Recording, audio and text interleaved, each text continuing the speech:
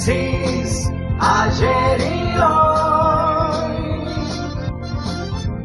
aprendiendo del pasado. Génesis, ayer y hoy. Hola, buenos días. Siempre hemos dicho que la memoria es selectiva, que uno recuerda lo que quiere, olvida o archiva en un rincón del cerebro lo que no quiere tener presente. Por supuesto, ya lo vivió. La vivencia es inevitable. Ahora, cuando uno recuerda lo que quiere, el ser humano puede elegir, si es masoquista, recordar lo peor para sufrir.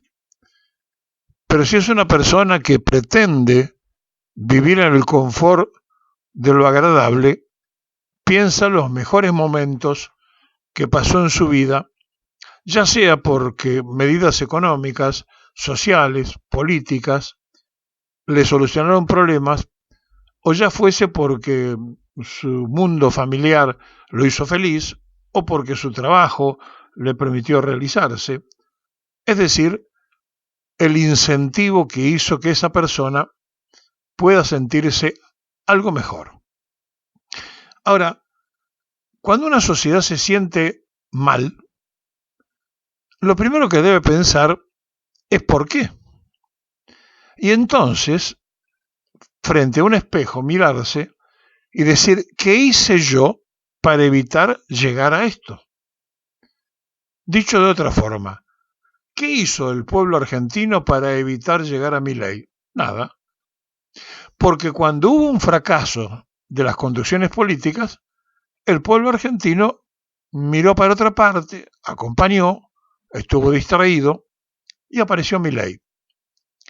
Y entonces, dentro de ese catálogo de yerros, uno emerge como puede, sale de la mejor forma que quiere acomodar su propia memoria para no recordar los propios errores que hemos cometido como pueblo. Arnoldo Toynbee, un historiador inglés masón, decía que cada pueblo tiene el gobierno que se merece. Y en realidad, nosotros creemos que cada pueblo tiene el gobierno que se le parece. Porque si Milei no fuera parecido a una gran parte de nosotros, no lo tendríamos. A ver, ¿cómo acomodar este razonamiento?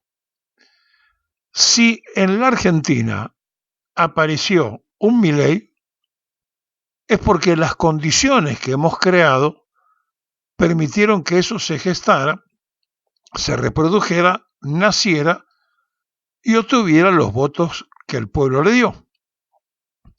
Entonces, si no es un presidente fraudulento porque está sentado por el voto ciudadano, después las medidas que toma, que pueden parecer anticonstitucionales, que pueden ser las mismas medidas fraudulentas, uno tiene que entender que no está allí porque se le ocurrió, sino que lo sentó el pueblo a través del voto.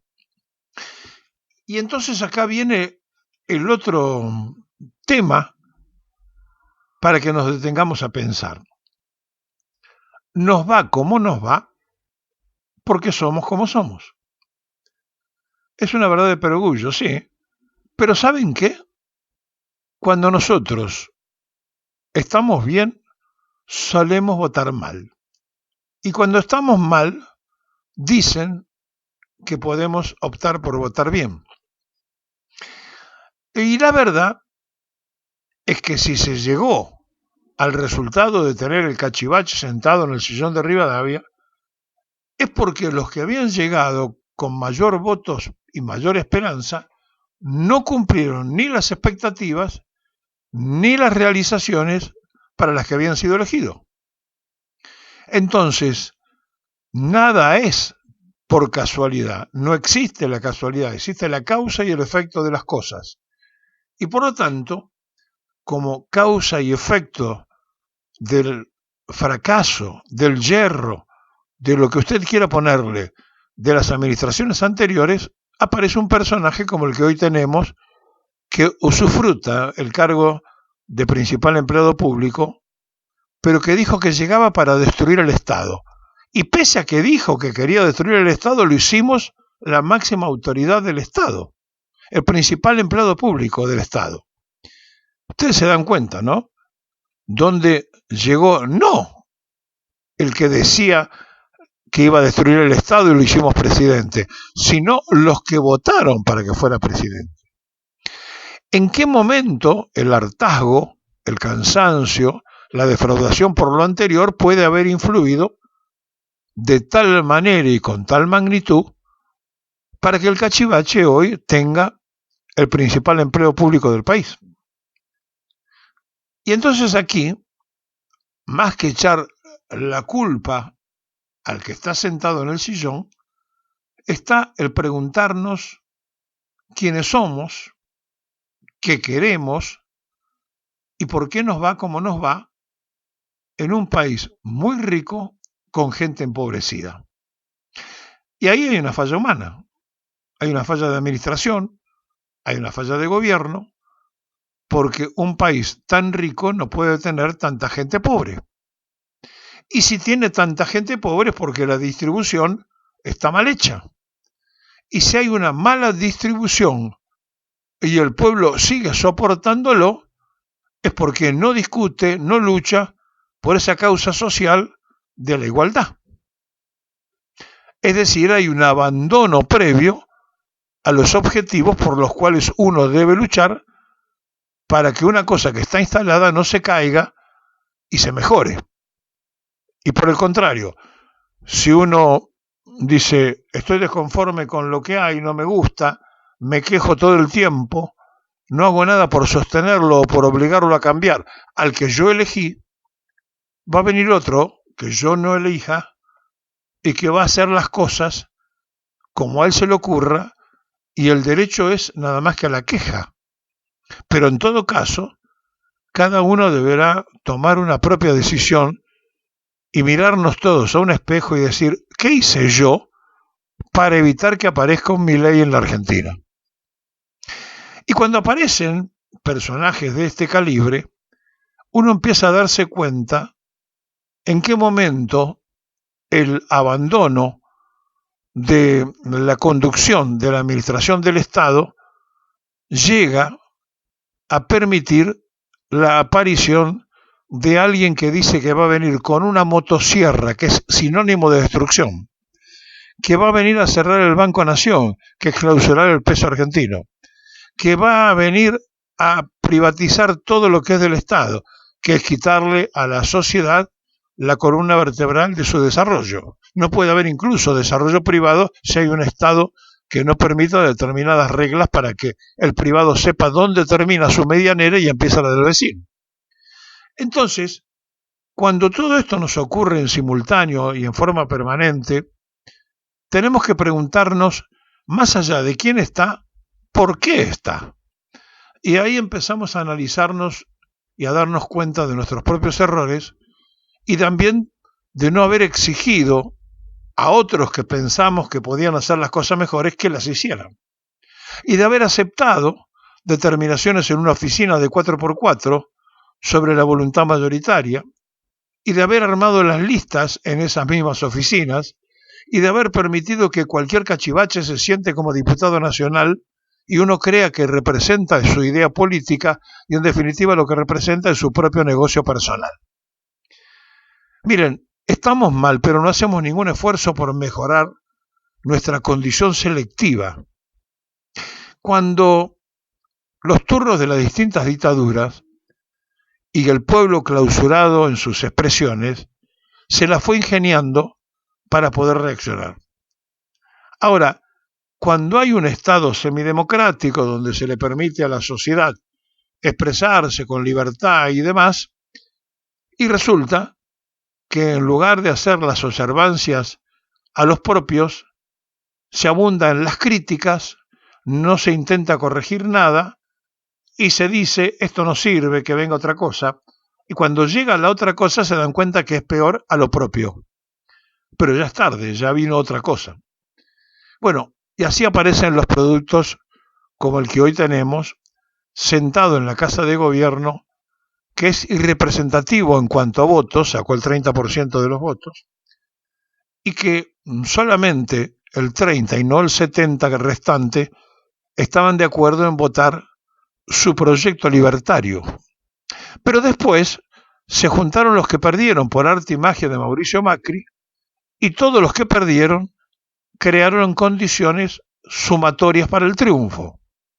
Entonces es un gobierno de los derrotados que finalmente se termina imponiendo como mayoría supuesta, imaginaria, porque existe el balotaje en la República Argentina. Pero la primera intención no alcanzó el 30%. O sea que los que estaban convencidos de lo que él proponía, era esa la cifra y no la que sacó después, cuando se sumaron todos aquellos que dijeron votemos en contra de más que votar a favor de. Y así tenemos a Milei sentado en la Casa de Gobierno, desarmando en 6 meses las ilusiones de una patria soberana, destrozando el bolsillo del ciudadano común, endeudando a cada uno de los argentinos con los tarifazos, no permitiendo el crecimiento, sin circulante en la economía interna, con una inflación controlada, no porque se la haya controlado en sí misma, sino porque no hay adquisición, no hay compra, está muerta la economía local, no se mueve, y por lo tanto, como no hay consumo, tienen que bajar sí o sí los precios, aunque después tampoco se venda, aunque los bajen. Es decir, vivimos una Argentina provisoria y mentirosa, la asumimos y la tomamos como verdad revelada. Y así nos va. Y así estamos entonces padeciendo, y así estamos todos los días juntando las chirolas para ver cómo se paga la sustracción que hacen a través de las facturaciones del gas, de la electricidad, del transporte, de lo que fuere. O sea, hoy no hay discusión por el salario, sino ver cómo se llega a juntar esas chirolas para poder pagar los compromisos que caprichosamente pone alguien que piensa en favorecer a los que más tienen y en congelar a los que menos tienen. Todo esto no pasa porque sí. Todo esto ocurre porque hay un protagonismo silencioso de nuestro pueblo, porque hay un mirar y criticar, y ahí termina la acción, y esto, mientras siga siendo así, va a permitir que el proyecto del Cachivache avance pisando cabezas y generando, como ha pasado, 5 millones de gente pobre más en la Argentina. Sí, desde que asumió Milei hay 5 millones más de argentinos pobres y gente indigente en un 10% más. O sea, todo esto pasa en menos de 6 meses de gobierno de alguien que se pasó viajando al exterior, no sabemos para qué, salvo que para sea su propia instalación personal, que viajó a una sola provincia argentina, a Córdoba, que ni siquiera asistió a las catástrofes internas de la Argentina y que estaba siempre muy preocupado por tomarse un avión para ir afuera. Vivimos la Argentina irreal, hecha realidad por nosotros mismos, el pueblo argentino. Está a quien pusimos nosotros. No llegó por dictadura, llegó por el voto ciudadano. Se llama Javier Milei, para nosotros un cachivache, pero para gran parte de la sociedad, el hombre que con la motosierra iba a arreglar el país. Esa parte de la sociedad pensó que rompiendo todo se podía arreglar algo. Es como en la guerra. Se rompe todo, pero después hay que pagar la guerra y hay que recomponer las cosas que se rompieron. Bueno, aquí estamos en el mismo parámetro. Después que pase Milei, no sé si tendremos fuerza para recomponer. No sé si tendremos la capacidad de hacerlo en el poco tiempo, porque destruir se hace en un ratito, construir lleva mucho tiempo. Hay una Argentina que es como es, no de casualidad. no de capricho, sino porque nosotros, sus habitantes, somos como somos y permitimos que estas cosas pasen.